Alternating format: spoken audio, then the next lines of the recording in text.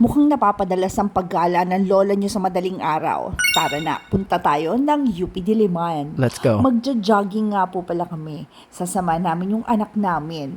Feeling erang healthy ang lola niyo. At ayan, kita niyo naman, nandyan pa ang buwan. Wow! At heto guys, malapit nang sumikat ang araw. Medyo wala pa pong tao, pero nakakatuwa po palang pumunta dito at maraming nagja-jogging. Tara guys, umpisahan na po natin ang paglalakad. Ayan nga po pala ang paligid dito. Malayo sa city ang feeling mo. Kaya heto guys, tumatakbo na kami, ang lola at ang lolo nyo nagja-jogging na. Actually guys, dahan-dahan lang po kami. Alam nyo na, baka mapilaya ng lola at lolo nyo. Nakakatuwa rin po pala dito kasi ang ganda po ng view. Feeling mo malapit ka sa nature. Kita nyo naman maraming puno at ayan, ang ganda ng langit. Ang dami rin pong puno dito kaya hindi po kayo maiinitan pag magja-jogging kayo dito. Marami rin pong tao kaya nakakaalis. At ayun, may husky dito. Sana sinama namin yung mga huskies namin. Marami rin nga po palang mga aso dito kasama nilang nagja-jog. At syempre, nakijog-jog din ang lola at ang lolo nyo. Syempre, hinay-hinay lang at baka madislocate. Kunyari lang yun. Naglalakad lang kami. Heto nga po pala ang mga kasabayan namin sa paglalakad. Siyempre, hindi na po nagkakalayo yung mga edad namin. Kaya ayan, palakad-lakad lang dito para kaming nasa park. At siyempre, nagpapaaraw na rin at lumalanghap ng sariwang hangin. Nakakaaliw po ito at mukhang mauulit. Siyempre, tapos na kami at pagod na ang lola at lolo nyo at nag-selfie muna. Ayan guys, lumalabas na ang araw. Babalik na kami sa sasakyan. Isang round lang ang kaya ng lola at lolo nyo. Sinamahan lang namin yung anak namin. Hanap na tayo ng lapangan. Selfie rin kami ng anak ko at sana'y sa susunod lahat na sila kasama namin.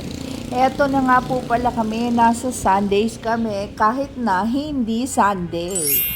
At eto guys, sarado pa sila. 7 o'clock sila nagbubukas kaya heto, kami ang nagbukas ng resto. Mag-restaurant tour po muna tayo. Meron po siyang taas at meron din po siyang mababang area na parang basement. Actually, ground area po ito. At ayan, nandyan na po yung anak ko. Dyan po kami uupo. Pero tayo guys, mag-ikot-ikot muna tayo at mamasyal sa loob kung ano ang meron dito. Meron silang mga cakes at coffee at kung ano-anong breakfast. Hindi lang po breakfast ang sineserve nila. Marami rin po silang pwedeng pagpilian. At heto, may mga function room sila. At ang laki po sa taas. Tagus-tagusan po pala yung unang hagdanan papunta dito. Ayan, pwede po ditong mag-event sa laki. At dito naman po, pwede kayong bumaba. Tagus-tagusan at pwede pong gawing function room. Lahat ng area air condition. Ito na nga po pala ang aming mga pagkain. Hayan, hitsura pa lang. Napakaganda na. Well presented po ang mga pagkain nila. Wow! Hindi na po ako magpapatumpik-tumpik at lalafangin ko na. Eto guys, ang aking order, beef steak bangos. Masarap po siya, maasim-asim. Tikman naman natin po ang burger ng anak ko. Masarap din po siya. At ang patty niya talaga naman makapal. Talagang hindi kayo mabibitin sa sarap.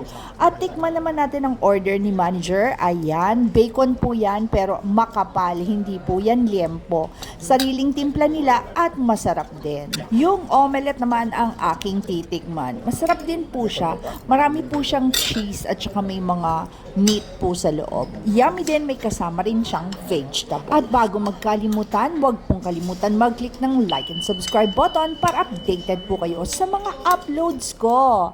At syempre nag-selfie kami kasama ng amin mga lalafangin. Nakalimutan ko na pong kunan nung natapos kaming kumain. Thank you guys for joining us. Hanggang sa susunod ko pang mga uploads. Bye-bye!